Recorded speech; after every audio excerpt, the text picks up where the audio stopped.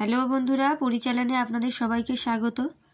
আশা করি আমার ভিডিওটা যে যেখান থেকে দেখছেন সকলেই সুস্থ আছেন, ভালো আছেন। আজ আমি আবারও চলে এসেছি একটি নতুন রেসিপি নিয়ে।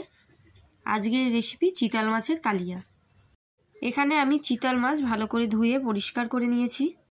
মাছে নুন হলুদ মাখিয়ে আমি এক এক করে মাছগুলোকে সব ভেজে নেব। দেখুন বন্ধুরা, আমি এখানে মাছ খুব সুন্দর করে ভেজে নিয়েছি।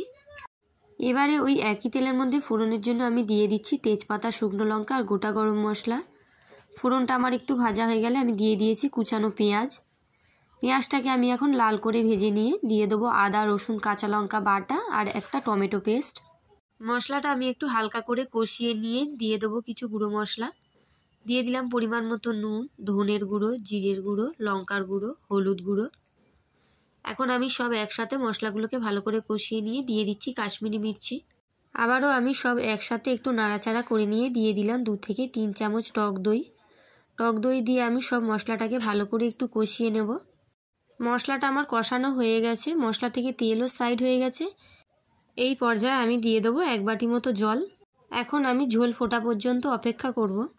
ঝোল আমার ফুটে গেছে, এখন আমি দিয়ে দিলাম ভেজে রাখা মাছ। আবারও আমি 2 মিনিট মতো রান্নাটা হতে দেবো।